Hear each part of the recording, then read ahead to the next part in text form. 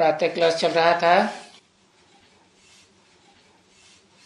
16/12/1967।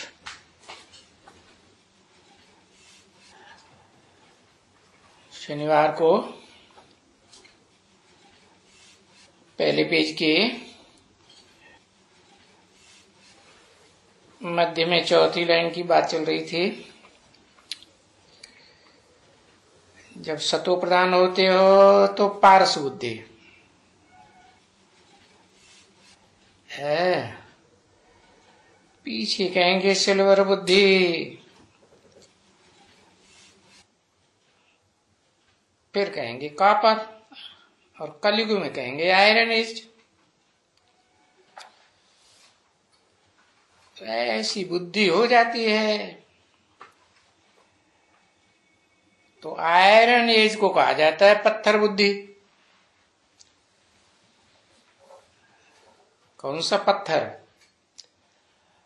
संगमरमर का नहीं, आयरन जैसे काला होता है ऐसे ही ग्रेनाइट पत्थर की बुद्धि। अभी मनुष्य समझते नहीं हैं बेचारे कि हम सब कोई पत्थर बुद्धि है। कोई मनुष्य समझता है आज की दुनिया में कि हम पत्थर बुद्धि है? नहीं समझते। अरे हमारी बुद्धि तो बहुत तीखी है। हम तो देखो दुनिया में क्या क्या बनाया हुआ है, क्या बिल्डिंगें बनाई हुई हैं। अब ये पता नहीं है कि भूकंप आया और बिल्डिंगों का क्या हाल हो जाएगा। है? क्या हाल होगा? खंडहर हो जाएंगी और अंदर रहने वाले सब खलास। तो है ना पत्थर बुद्धि। ये तो दिखावा है बिल्डिंगों की दुनिया का। कितने कितने मार की, कितनी कितनी मंजिल की बनाई हुई है, 100 मार से ऊपर की बिल्डिंगें बनाई हुई। ये तो बाप बैठ करके समझाते हैं कि मनुष्यों को पता ही नहीं पड़ता है कि हम पत्थर बुद्धि है। जबकि बाप आकर के समझाते हैं तब ही समझ जाते हैं। अरे ये हमने क्या बनाए लिया, एटम बम बनाए लिए, मिसाइल से बनाए लिए, घर बैठे बैठे दुनिया को उड़ाने का धंधा कर दिए। अरे फिर दुनिया वाले तुम्हें छोड़ेंगे? नहीं छोड़ेंगे ना। है? तो है ना पत्थर बुद्धि। अभी जबकि बाप आकर के समझा रहे हैं, बच्चे तुम भी ऐसे पत्थर बुद्धि थे, है? क्योंकि तुम कुछ भी नहीं जानते थे, एकदम ब्लाइंड फेथ। यानी तो एक तो बाप को भी याद करते थे तो उनको भी जानते तो नहीं थे। अब बिना जाने याद करेंगे तो किसको याद करेंगे? है? शिव के मंदिर में जाएंगे पत्थर, है? लक्ष्मी नारायण के मंदिर में जाएंगे वो भी पत्थर, जगन्नाथ में जाएंगे लक्कड़। क्या देखने में आवेगा? लक्कड़ की मूर्ति, पत्थर की मूर्ति रखी है ना। अच्छा, तो बाप कहते हैं मेरे को याद तो करते हैं परंतु जानते ही नहीं। तो सिवाय जानने के किसको याद करना, किसकी पूजा करना, उसको कहा जाता है ब्लाइंड फेथ। तो एक तो ब्लाइंड फेथ, कुछ भी नहीं जानते, जिसकी पूजा करते हैं उसके बारे में। फिर दूसरा ब्लाइंड फेथ है अपने धर्म के बारे में। अपना श्रेष्ठ धर्म, श्रेष्ठ कर्म भूल जाते हैं। है? श्रेष्ठ इंद्रियों का कर्म भूल गए, भ्रष्ट इंद्रियों का कर्म पकड़ लिया। और भूल जाने से फिर भ्रष्ट कर्म, धर्म भी भ्रष्ट है, तो कोई भी नहीं जानते हैं, तो उसको कह जाएंगे धर्म भी भ्रष्ट। तो देखो, ये भारत इस समय दैवी धर्म से भ्रष्ट है। देवी देवताओं के धर्म को ही नहीं जानते, हिंदू कह देते हैं। वो भी नाम किसका दिया हुआ? अरे पश्चिम से विदेशी आए, बड़ी बड़ी सेनाएं लेकर आक्रमण किए, उनके प्रभाव में आकर के उन्होंने सिंध नदी को पार किया, तो उन्होंने सिंध, उसके आसपास रहने वालों को सिंधु सिंधु कह दिया, सिंधु से बदल करके उनकी भाषा में हो गया हिंदू, तो हिंदू समझ लिया। अरे अभी हिंदू धर्म तो कोई है ही नहीं ना, है हिंदू धर्म का धर्म पिता कोई है? बौद्ध धर्म का धर्म पिता बुद्ध, क्रिश्चियन धर्म का धर्म पिता क्राइस्ट, मुस्लिम धर्म का धर्म पिता मोहम्मद। तो धर्म पिता के नाम पर धर्म का नाम होना चाहिए। ये हिंदू धर्म का पिता कहां से आया? तो बाप बैठ करके समझाते हैं कि बच्चे, हिंदू धर्म कोई है ही नहीं, न हिंदू धर्म का कोई बाप है। वास्तव में तुमको प्रवृत्ति मार्ग वाले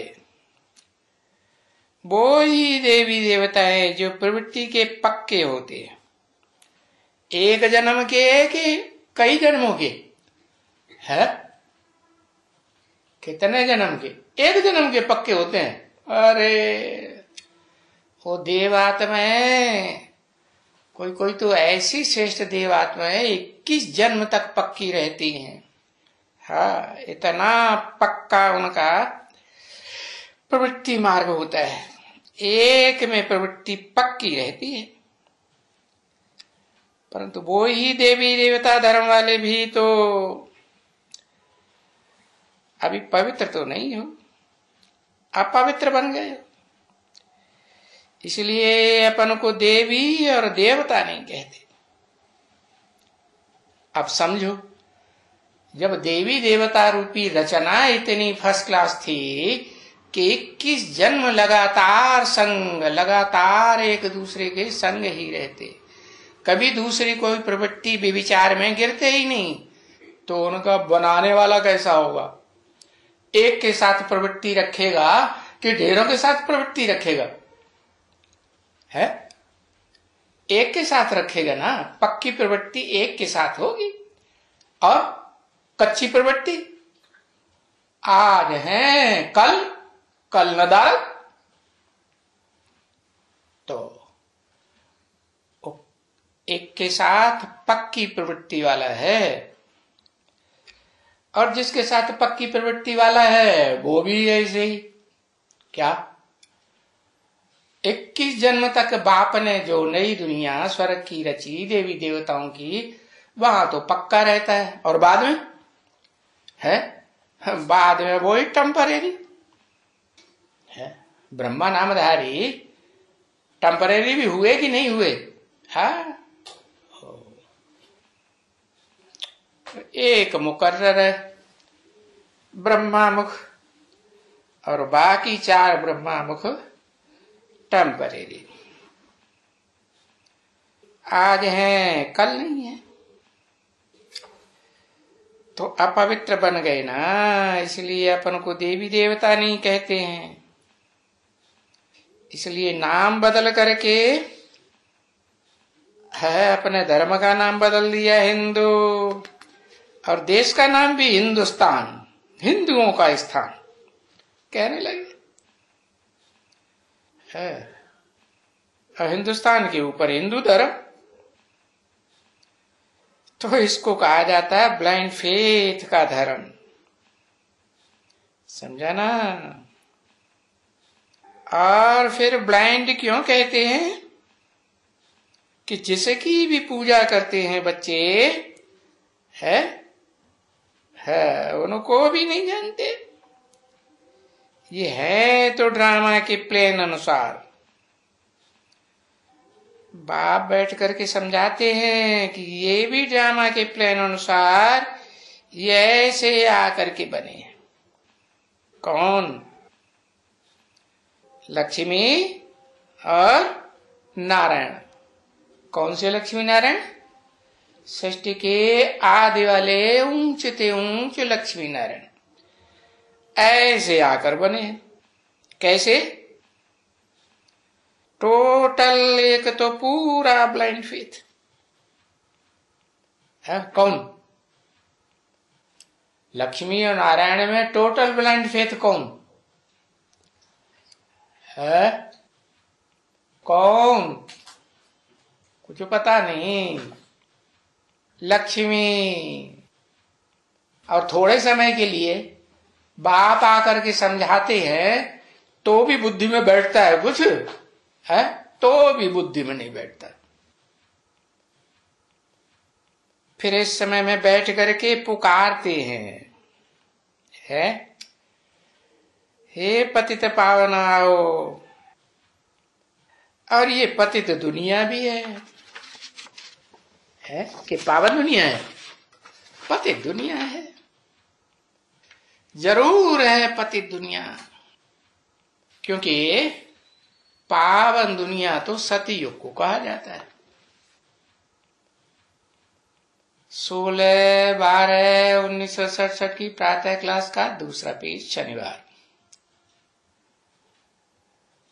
तो पुकारते हैं कि हे पतित पावन।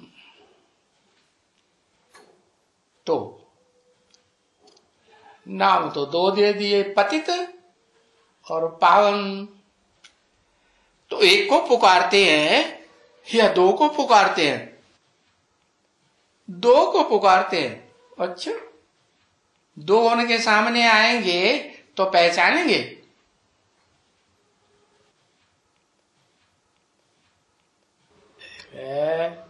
पतित कौन और पावन कौन?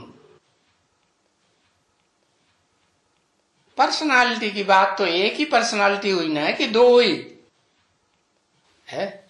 एक ही पर्सनालिटी में पतितम कामी काटा, एक ही पर्सनालिटी में पावनतम है। तो बताओ, एक को पुकारते हैं ना बच्चे, सभी एक को पुकारते हैं, चाहे क्रिश्चियंस हो, चाहे मुसलमान, चाहे हिंदू।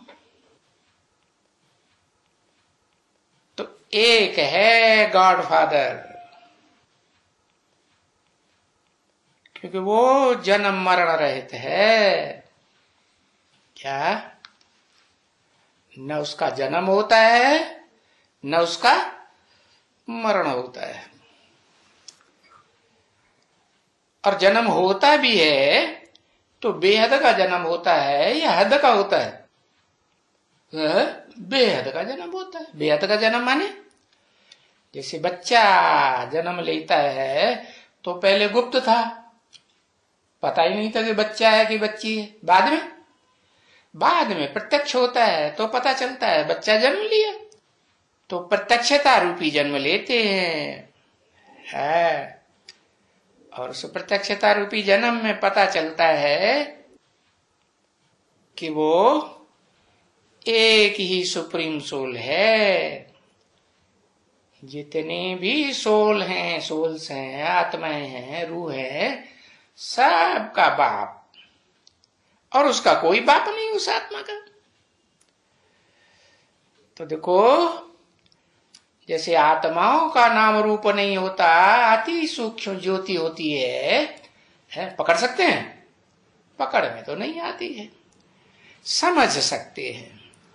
तो ऐसे ही बाप भी नाम रूप से न्यारा है। बाकी काम के आधार पर नाम पड़ता है। तो जब मुकर्रर रथ में प्रवेश करते हैं तो क्या काम करते हैं? क्या काम करते हैं? अरे कल्याण का काम करते हैं कि अकल्याण का काम करते हैं? और 1 2 4 के लिए कल्याण करते हैं कि सारी दुनिया का कल्याण करते हैं? सिर्फ मनुष्यों का कल्याण करते या पशु पक्षी प्राणी मात्र का कल्याण करते? सबका कल्याणकारी है, इसलिए उसको और अब ये भी कल्याणकारी कि सदाकाल कल्याणकारी, इस कल्प में भी कल्याणकारी और हर कल्प में कल्याणकारी, तो उसको कहते हैं शिव। शिव माना ही कल्याणकारी। तो देखो, जन्म मरण रहित है, ऐसे नहीं कहेंगे नाम रूप से कोई न्यारी चीज है, यानी उसका नाम रूप नहीं है, नाम भी है रूप भी है, लेकिन नाम आत्मा का है, उसकी देह का नाम नहीं। और सबकी देह का नाम होता है, और उसका नाम आत्मा के ऊपर है। रूप, रूप भी कैसा है? अव्यक्त रूप है, इन आंखों से नहीं देखा जा सकता। बाकी बुद्धिमानों की बुद्धि है, तो बुद्धि से समझा जा सकता है। हाँ? तो उसको जो रूप है उसको स्टार या बिंदी भी कहा जाता है। हाँ? कहा जाता है ना, बिंदी। तो देखो, सिर्फ ये शरीर नहीं है, नाम रूप तो है, परंतु ये विनाश होने वाला शरीर नहीं है। शरीर जो है वो विनाशी है या अविनाशी है?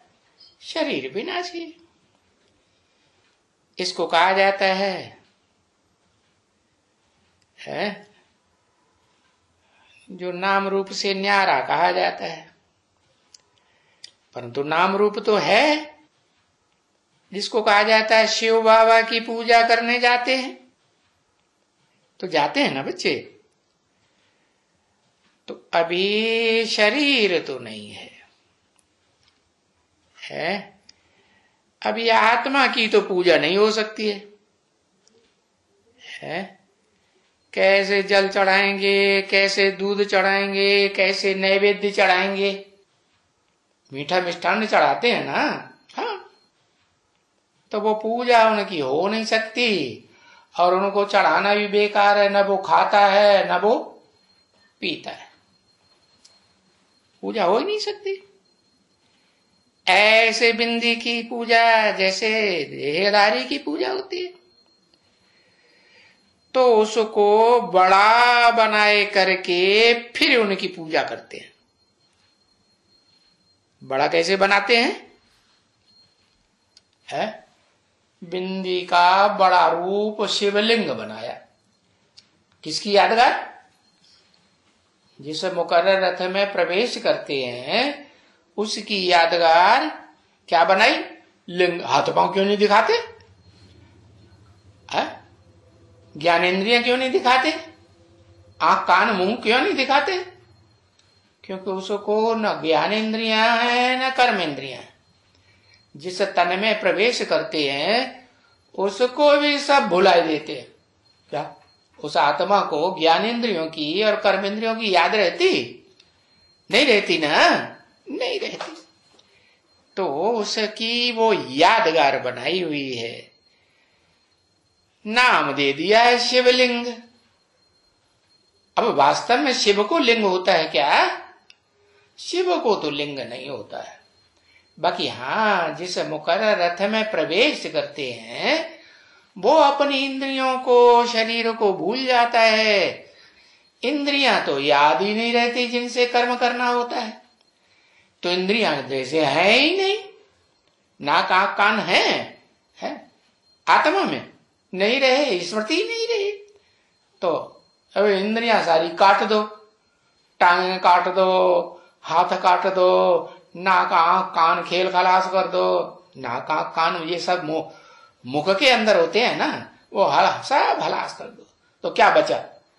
लिंग बचा ना। है? तो फिर उनकी पूजा करते। ये याद है कि बरोबर हम शिव की पूजा करते हैं, परंतु उनको मालूम ही नहीं है कि उनका रूप या शेप क्या है। क्या है? लिंग रूप है। इतना बड़ा बड़ा लिंग बनाते हैं, है? ब्रह्मा भगवान भी बनाते हैं नहीं बड़े बड़े लिंग? है? नहीं बनाते। हाँ, और पीवी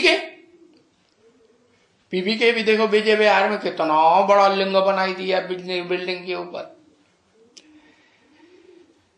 तो मालूम ही नहीं है कि वो इतना बड़ा रूप नहीं है, वो तो बिंदु है। और बिंदी भी कैसी? इतनी सूक्ष्म ज्योति बिंदी, इतना अणु रूप, अणु से भी अणु। जैसे गीता में कहा है अणोअणीयांसम, अणु से भी अणुरूप। हाँ, इतना अणु कि इन आंखों से देखने में भी नहीं और यंत्रों से भी देखने में भी नहीं आ सकता। हाँ, तो उनका रूप अति सूक्ष्म। अरे असली रूप को तो कोई बुद्धि से याद भी नहीं कर सकता, अचिंत्य रूप है। हाँ, तो वो तो ऐसे कह देते हैं ना कि अंगुष्ठे मिसल है? क्यों कह देते हैं अंगुष्ठे मिसल? है कि ये अंगूठा है ना, ये 5 उंगलियां हैं 5 पांडवों की याद था। तो उनमें से कौन सा पांडव जीते जी स्वर्ग में गया? युधिष्ठिर गया है। तो युधिष्ठिर जो है वो ये अंगूठे के हिसाब से दिखाई दिया कि ये है देखो 5 पांडवों में सबसे बड़ा है, दमदार प्राणी। किस आधार पर? एक अलग एक है कि नहीं, कि इनसे जुड़ा हुआ है? एक अलग है। अच्छा, तो आत्मा भी अंगूठे मिसल कह देते हैं। किसकी आत्मा अंगूठे मिसल बना लेते हैं? रामकृष्ण की पूजा करेंगे तो उनको शालिग्राम के रूप में बनाए देंगे। और शालिग्राम भी कैसा है? सर्प के रूप में उसमें बंधन दिखाया हुआ है। माने रामकृष्ण की आत्माएं भी इस दुनिया में जन्म जन्मांतर शरीर के बंधन में आती हैं या नहीं आती हैं? आती हैं। और शिवलिंग है, शिवलिंग को बंधन दिखाते हैं, वो किसी के बंधन में रहता है इस दुनिया में? नहीं, वो किसी के बंधन में नहीं रहता। बाप आकर के उसे आप समान 100% है निर्बंधन बनाते तो हैं, परंतु भोगी आत्मा है ना, इसलिए संग के रंग में जिनके साथ भोगती है ना, उनके संग का रंग लगता है कि नहीं? लगता है। सभी भोगी आत्माओं को संग का रंग लगता है। तो संग के रंग में आते आते धीरे धीरे नीचे गिरते गिरते आखिरी तो क्या हो जाता है? पत्थर बुद्धि बन ही जाता है। तो बच्चों को कहते हैं, बच्चों ये अंगूठा मिसल किसको कहते हैं? ये तो ब्राह्मणों को कहते हैं, क्योंकि ब्राह्मण ही यहां आकर के पढ़ते हैं। क्योंकि ब्राह्मण बनने के बाद, ब्राह्मण चोटी बनने के बाद फिर देवता बनते हैं। पहले ब्राह्मण चोटी बने, फिर उनके नीचे देवता मस्तक समान बने। अभी क्या है? अभी तो साफ शूद्र है। कुछ न कुछ मनसा से, वाचा से, कर्मेंद्रियों से क्या करते रहते हैं? नीच कर्म करते ही रहते हैं कि श्रेष्ठ कर्म करने वाला कोई हो गया है? नहीं हुआ। अभी क्षुद्र हैं, शूद्र। उस तरफ में जो कलयुगी मनुष्य हैं, है उस दुनिया में वो सब शूद्र हैं। और तुम यहां अभी पढ़ते हो क्या बनने के लिए? शूद्र से ब्राह्मण बनने के लिए। अभी यहां पढ़ते हो। कब की बात बताई है? 67 की बताई कि 2019 की बताई है? कब की बताई? ब्राह्मण बनने के लिए पढ़ते हो। तो वो जो वहां पढ़ने की बात है, जो पढ़ते थे वो ब्राह्मण थे, ब्राह्मण बन रहे थे कि बन चुके थे संपूर्ण ब्राह्मण? है संपूर्ण ब्राह्मण कोई बना ही नहीं। बनते हो ब्राह्मण बनने के लिए अधूरे। क्या नौकरी के ब्राह्मण होते हैं ना, तो अव्वल नंबर कुरी के ब्राह्मण बन रहे थे या नीची कुरियों के ब्राह्मण बन रहे थे? नीची कुरी के ब्राह्मण। अरे तो नीची कुरी के ब्राह्मण बनेंगे तो उनको पक्का ब्राह्मण कहेंगे? नहीं कहेंगे। तो ब्राह्मण बन रहे हो। तो बताते हैं यहां किस लिए आते हो? शूद्र से ब्राह्मण बनने के लिए आते हो। 67 की बात है, 67 की है। अभी की बात नहीं कहेंगे। अभी क्या बात है? अरे बाप प्रत्यक्षता वर्ष में बाप हुआ। बाप हुआ कि नहीं हुआ? मुकर्रर रथ प्रत्यक्ष हुआ या नहीं हुआ? हुआ। तो जब मुकर्रर रथ प्रत्यक्ष हुआ तो जो ब्राह्मण बनेंगे वो ब्राह्मण से क्या बनने का पढ़ाई पढ़ेंगे? ब्राह्मण से देवता बनने की पढ़ाई पढ़ते। अरे भाई, तो तुम यहां ब्राह्मण बनने के लिए पढ़ते हो, देवता बनने के लिए ब्राह्मण से।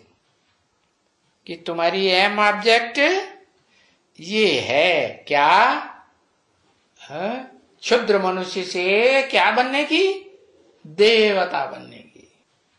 शूद्र से ब्राह्मण और ब्राह्मण से देवता। ब्रह्मा से क्या बनते हो? ब्राह्मण बनते हो। फिर है ब्रह्मा से ब्राह्मण, और फिर देवता किससे बनते हो? है उसे कहेंगे महादेव नहीं, शिव बाबा।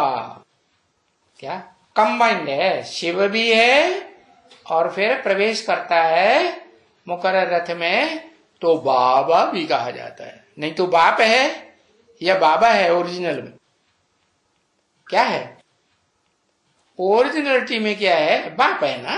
वो तो आत्माओं का बाप है। फिर मुकर्रर रथ में प्रवेश करते हैं तो है बाबा। तो समझाई दिया है कि वो बाबा बनना कब से है? कहेंगे कि शिव बाबा इस सृष्टि रूपी रंगमंच पर आया। कब से?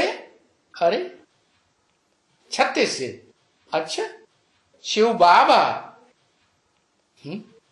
76 से। 76 से कहेंगे ना। उससे पहले तो है शिव निराकार तो कहेंगे, लेकिन बाबा कहेंगे, ग्रैंडफादर कहेंगे।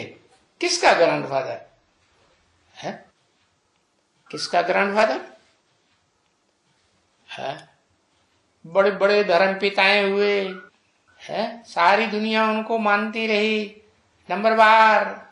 तो देखो उन धर्म पिताओं का भी बाप कौन हुआ? बाबा हुआ ना। हाँ? तो आदम को तो सब धर्म पिताएं मानते हैं कि नहीं? हाँ? हिंदुओं में भी आदिदेव कहते हैं, मुसलमान आदम कहते हैं, अंग्रेज लोग एडम कहते हैं, जैनी लोग आदिनाथ कहते हैं। तो मानते तो है ना।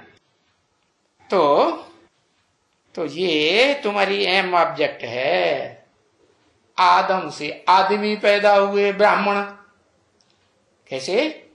श्रेष्ठ ब्राह्मण पैदा हुए और फिर ब्राह्मणों से क्या बने? ब्राह्मण से फिर देवता बनते हैं। तो मनुष्य से देवता, मनुष्य माने मनु की औलाद, मनु माने मनन चिंतन मंथन करने वाले को मनु कहा गया।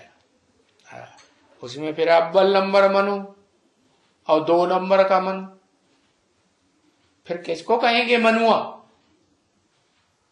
मनुआ बच्चे को कहा जाता है या बड़े को कहा जाता है? बच्चे को कहा जाता है। तो दादा लेखराज को कहेंगे क्या, मनुआ कहेंगे या बड़ा कहेंगे, बुजुर्ग कहेंगे? भले दाढ़ी मूछ होने से कोई बुजुर्ग नहीं हो जाता, परंतु मनन चिंतन मंथन अच्छी तरह से गहराई से करे, है समझू बने, तो कहेंगे मनु। तो वो मनु कौन हुआ? जो भी शिव ने ब्रह्मा के मुख से आके बोला है, ब्रह्मा के मुख से वेदवाणी निकली ना, उस वेदवाणी का गहरे अर्थ को जिसने पकड़ा बुद्धि से और उसका विस्तार से व्याख्या दिया, तो कहेंगे मनुष्य, मनु। और मनुष्य जो पैदा हुए वो 500-700 करोड़ क्या पैदा हुए, क्या कहेंगे? मनुष्य। तो सारी मनुष्य सृष्टि को आज नहीं तो कल क्या बनना पड़े, पहले ब्राह्मण बनना पड़े कि नहीं? हाँ, अब नीची कुरी के ब्राह्मण बने या ऊंची कुरी के ब्राह्मण बने। तो देखो, ये तो है मृत्युलोक। ये कोई देवलोक है जिसे अमरलोक कहा जाए, वो नहीं है। इसको मृत्युलोक को पतित लोक भी कहेंगे। क्या? जो पतित बनते हैं, जिनकी शक्ति क्षीण होती है सुख भोगने से, है वो पतित होते होते मृत्युलोक में आ जाते हैं। पहले अमरलोक में थे, है जब अज्ञान इंद्रियों का सुख भोगते थे, श्रेष्ठ इंद्रियों का, तो देवता थे।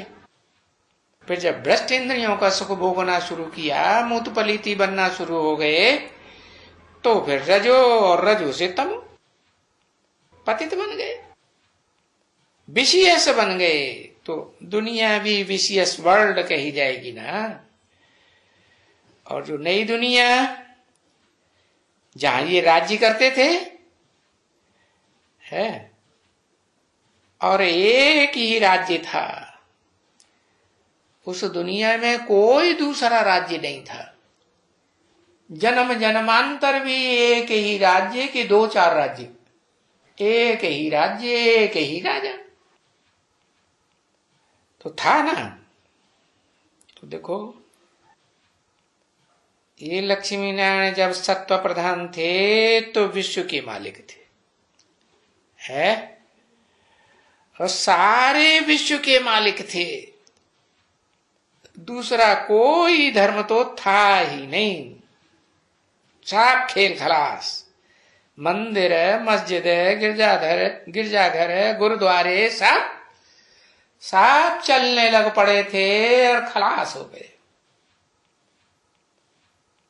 अभी जब तमो प्रधान बने हैं तो देखो अनेक धर्म हैं। ये धर्म